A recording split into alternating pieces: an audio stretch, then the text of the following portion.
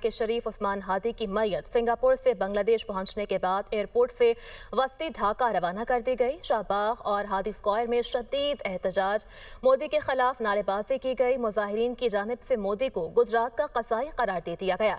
शाहबाग और हादी स्क्वायर में होने वाले एहतजाज के दौरान सूरत हाल कशीदा हो गई। मुजाहिरीन की जानिब से बांग्लादेश के दाखिली मामलात में मुबैना मुदाखलत के खिलाफ गम और गुस्से का इजहार किया गया। शाह महमूद कुरैशी 9 मई हमला केस से बरी हो गए। डॉक्टर यास्मीन राशिद, मियां महमूदुल रशीद, एजाज चौधरी, उमर सरफराज चीमा को 10-10 साल कैद की सजा सुना दी गई। इंसदादी दहशतगर्दी अदालत लाहौर ने 9 मई को GOR गेट पर तोड़फोड़ के मुकदमे का फैसला सुना दिया। ATC के जज मंजर अली गिल ने कोट लखपत जेल में केस का फैसला सुनाया। इंसदादी दहशतगर्दी अदालत लाहौर ने 9 मई को क्लब चौक GOR के गेट पर हमले के मुकदमे का फैसला सुना दिया। डॉक्टर यास्मीन राशिद, मियां महमूद रशीद को 10-10 साल कैद की सजा, एजाज चौधरी, उमर सरफराज चीमा को भी 10-10 साल कैद की सजा। अदालत ने शाह महमूद कुरैशी को GOR गेट तोड़ने के मुकदमे से बरी कर दिया। ATC जज मंजर अली गिल ने कोट लखपत जेल में केस का फैसला सुनाया। दौरान ट्रायल डॉक्टर यास्मीन राशिद समेत 21 मुलजिमान के बयानात कलमबंद किए गए। प्रोसिक्यूशन की जानिब से 56 गवाहों को अदालत में पेश किया गया। अदालत ने शाह महमूद कुरैशी समेत मजमूई तौर पर 13 मुलजिमान को बरी कर दिया। शाह महमूद कुरैशी के खिलाफ मजीद 3 मुकदमात का ट्रायल चल रहा है। अदालत ने डॉक्टर यास्मीन राशिद समेत 8 मुलजिमों को 10-10 साल कैद की सजा सुनाई। दौरान ट्रायल 4 मुलजिमों को इश्तिहारी करार दिया गया था। थाना रेस कोर्स पुलिस ने 10 मई 2023 को मुकदमा दर्ज किया था। जेल में कैद रहनुमाओं की मौजूदगी में 9 मई के 5वें मुकदमे का फैसला सुनाया गया। गैर मामूली कमी के बाद चनाब के पानी के बहाव में इस्तेहकाम आ गया। वजारत आबी वसाइल के मुताबिक चनाब में गैर यकीनी सूरत हाल के बाद अब पानी का बहाव मुस्तहकम हो चुका है। 10 से 16 दिसंबर के दौरान पानी के बहाव में गैर मामूली कमी देखी गई। इस अरसे के दौरान चनाब में पानी की सतह 870 क्यूसेक रिकॉर्ड की गई। मजीद तफसीलात जानेंगे। जीशान यूसुफ जी हमारे साथ मौजूद हैं। जीशान, आगाह कीजिएगा, पानी का बहाव किस तरह से देख रहे हैं? बताया जा रहा है वजारत आबी वसाइल की जानिब से कि अभी जो पानी है उसमें स्टेबलाइजेशन आ गई है, लेकिन अगर हम अब से चंद दिन पहले देखें 10-15 दिन तो इसमें एक अजीब सी गैर मामूली सी कैफियत दरियाए चनाब में रही है। एकदम से पानी को ब्लॉक किया जाता था, अपने डैम भर लिए जाते थे और फिर जो है वो पानी छोड़ा जाता था। एक फ्लक्चुएशन आती थी जिससे पाकिस्तान का जो एग्रीकल्चर साइकिल है तो उसको मुतासिर किया जा रहा था। पाकिस्तान ने ये मामला उठाया भी भारत के साथ इंटरनेशनल कमीशन के जरिए और पाकिस्तान ने जो है डिप्लोमेटिक जो कम्युनिटी है यहाँ पर इस्लामाबाद में उनको भी आगाह किया सालदार साहब ने। और इसके अलावा पाकिस्तान ने इस मामले पर भरपूर आवाज उठाई, जिसके बाद अब जो मामला है वो थोड़ी सी स्टेबलाइजेशन की तरफ आ रहे हैं। लेकिन पाकिस्तान का इस पर वाज़ेह मौक़िफ़ है कि वाटर को जो है जो पानी उसको वेपनाइज न किया जाए और उस पर सियासत न किया जाए। लिहाजा अब जो है ये खबरें आ रही है और वज़ारत आबी वसाइल की जानिब से बताया गया है कि गुज़िश्ता दिनों तो लेवल को इतना कम किया गया था कि वो 10 साल की कम तरीन सतह पे आया था। ताहम अभी जो है वो स्टेबलाइजेशन देखी जा रही है और बताया जा रहा है कि अभी जो पानी का बहाव है वो मुस्तहकम है। ताहम ये बात भी वाज़ेह की गई है कि मुस्तकबिल में किसी भी मुमकिना उतार चढ़ाव से निपटने के लिए पानी के इंतजामी इक़दाम को मौसर बनाने की गरज से पाकिस्तान मुसलसल निगरानी कर रहा है और इसमें पाकिस्तान मुस्तकबिल में किसी भी सूरत हाल को मद्देनजर रखते हुए निगरानी कर रहा है। जीशान यूसुफ से हमें तफसीलन आगाह कर रहे थे, आपका बहुत शुक्रिया। और शहरी रहमान का कहना है कि भारत इंटरनेशनल टेररिज्म में मुलव्वस पाया गया है। सिडनी फायरिंग वाक़े में भी भारतीय शहरी मुलव्वस पाए गए। मजीद कहा कि फाइनेंशियल एक्शन टास्क फोर्स भी देखे कि भारत का दहशतगर्दी में क्या किरदार है। इंटरनेशनल बॉडी भारत को अपने रवैये और हर किस्म की दहशतगर्दी पर जवाबदेह ठहराए। भारतीय दहशतगर्दी से खित्ते में कोई बड़ी जंग छिड़ सकती है। भारत को जिस तरह बिहेवियर चल रहा है भारत का इंटरनेशनल टेररिज्म, ये तो सिर्फ पाकिस्तान के हवाले से बातें की गई हैं, लेकिन भारत के एक्शंस आप इंटरनेशनली देख लें, कनाडा हो, अमेरिका हो, कहीं भी हो। अब आपने बॉन्डी बीच में देखा है उनका जी लिंकेजेस हैं जो ऑस्ट्रेलिया के हवाले से, तो वो पहले तो पाकिस्तान को ब्लेम करते हैं, पहले पाकिस्तान पर एक डिजिटल मीडिया और सोशल मीडिया और टेलीविजन पर हमला करते हैं, फिर बाकी अपनी कार्रवाइयाँ शुरू करते हैं। अक़वाम मुत्तहिदा के अलग अलग अपनी रिपोर्ट जाएगी और आप जितनी भी आप देख रहे हैं उनमें भारत को फ्रैंकली तंबी की गई है और कहा गया है कि आपने किसी चीज का जवाब नहीं दिया, चाहे वो टेररिज्म हो या वो सेंसास मुआहदे की यकतरफा मुअत्तली हो, मतलब उन्होंने जो एक्यूजेशंस किए हैं पाकिस्तान पर दहशतगर्दी के, वो भी मुस्तरद किए गए। सिंध तास मुआहदे की यकतरफा मुअत्तली को भी मुस्तरद किया गया। के सेनेट की कायमा कमेटी बराए मवासलात के इजलास में शदीद गर्मा गर्मी देखने में आई।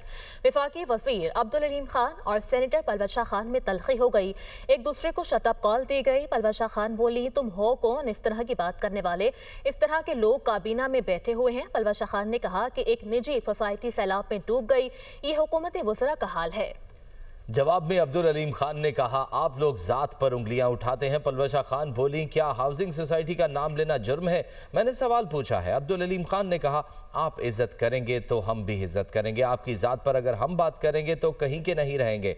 सारे जमाने के बेईमान इकट्ठे हुए हैं। पलवत शाह खान ने मामले पर रूलिंग देने की अपील कर दी। कहा, जो बदतमीजी वजीर ने की उस पर रूलिंग दें। अलीम खान ने चेयरमैन कमेटी के कहने पर माजरत कर दी। सेनेटर पलवत शाह खान ने कायमा कमेटी का इजलास छोड़ दिया।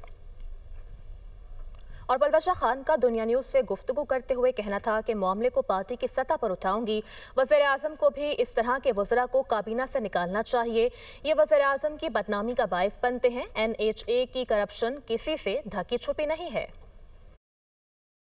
मेरा सवाल करना हक है और मैं किसी भी कैबिनेट मिनिस्टर पे सवाल कर सकती हूँ। और अगर कैबिनेट मिनिस्टर बिजनेस कर रहा है और उनके कहीं मफादात का टकराव हो जाता है तो सवाल करना मेरा हक है। पार्टी से मैं बात करूँगी और ये मैं प्राइम मिनिस्टर से भी कहूँगी कि इस किस्म के मिनिस्टर्स को फिलफौर छांटी की जाए, क्योंकि ये मिनिस्टर्स जो हैं ये उनकी बदनामी का बायस है। जाहिर है नेशनल असेंबली से उठ के आए थे, वहाँ भी किसी ने उनको कहा कि आप इसको अपनी हाउसिंग सोसाइटी की तरह चला रहे हैं। NHA की करप्शन किसी से छुपी नहीं, कम्युनिकेशन में करप्शन नहीं है।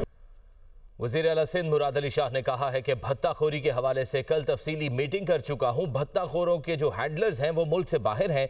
सिंध असम्बली के बाहर मीडिया से गुफ्तगू करते हुए उन्होंने कहा कि भत्ताखोरों के हैंडलर्स के हवाले से वफाकी हुकूमत को लिखा था। वफाकी हुकूमत ने आज बताया कि बैरून मुल्क बैठे भत्ताखोर माफिया के सरगना की गिरफ्तारी के लिए इंटरपोल से रब्ता किया है। तो फिर आपको बता रहा हूँ कि कल मैं इस पर डिटेल में मीटिंग कर चुका हूँ और जो भी आए थे लोग उनको मेरा ख्याल है जो एक्शंस हुए हैं उनसे भी काफ़ी हद तक सेटिस्फाइड थे। उनकी ज़्यादा जो शिकायत थी कि हाँ जी इधर तो मारे जाते हैं लोग लेकिन फिर दूसरे पैदा हो जाते हैं, और उनके जो हैंडलर्स हैं उनको आपने पकड़ना है और वो हैंडलर्स मुल्क से बाहर हैं। उस सिलसिले में वफाकी हुकूमत को हमने लिखा हुआ था। वफाकी हुकूमत ने आज सुबह बताया कि उन्होंने कुछ लोग थे उनके रेड वारंट इशू करने के लिए इंटरपोल से अप्रोच किया है। इंशाल्लाह ताला पहले भी इन भत्ताखोरों को हमने ख़त्म किया है, किसी भी किस्म के आगे भी किसी भत्ताखोर को। और कराची में भत्ताखोरी के दोबारा सर उठाने पर फारूक सत्तार को तशवीश, कहते हैं कि ताजिर भत्ताखोरों के नाम और दीगर तफसीलात फराहम कर रहे हैं। सिंध हुकूमत भत्ताखोरों के खिलाफ संजीदा इक़दाम करे, अमन और अमान कायम करना सूबाई हुकूमत की जिम्मेदारी है।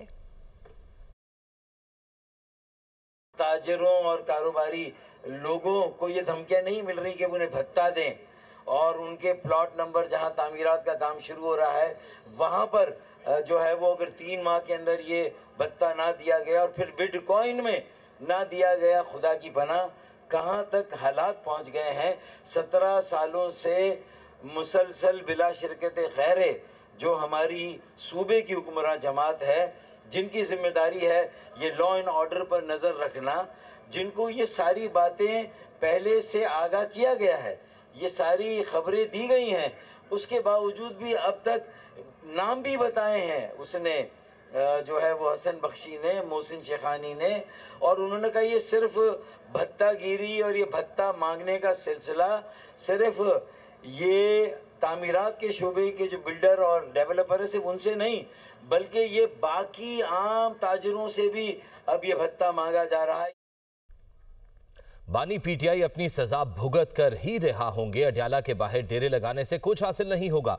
गवर्नर खैबर पख्तूनख्वा फैसल करीम कुंडी कहते हैं कि अडयाला रोड बंद होने से लोगों की जिंदगी अजीरन हो चुकी।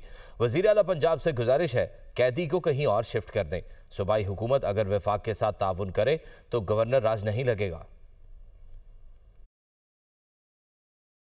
जो उनके कैदी हैं वहाँ पर वो तो अपनी सजा भुगत के आएंगे, वो ना अडयाला जेल से जो है के बाहर धरने से या डी चौक धरने से या किसी और जगह पे धरने से या जुलूस करने से या इस्लामाबाद बंद करने से या पेशावर बंद करने से उनके बानी चेयरमैन इमरान खान साहब तो रिहा नहीं होंगे, वो अपनी सज़ा भुगत के रिहा होंगे। तो रोज़ाना के बेस पे आप अडियाला के बाहर रोड बंद हैं, इस्लामाबाद बंद है, लोगों की ज़िंदगी जीरन बनी हुई है। तो मैंने रिक्वेस्ट की हुई है CM पंजाब साहिबा से, पंजाब की हुकूमत से कि आप मेहरबानी कर इस कैदी को अडियाला के बजाय किसी और साइड पे शिफ्ट कर दें ताकि हमारे कैपिटल के जो रोज़मर्रा के मामला हैं वो डिस्टर्ब ना हो। अगर हमारी सूबाई हुकूमत वफाकी इदारों के साथ, हमारे रियासती इदारों के साथ अगर अच्छे तरीके से सपोर्ट करती है तो हमें गवर्नर राज लगाने की क्या ज़रूरत है वफाकी हुकूमत को।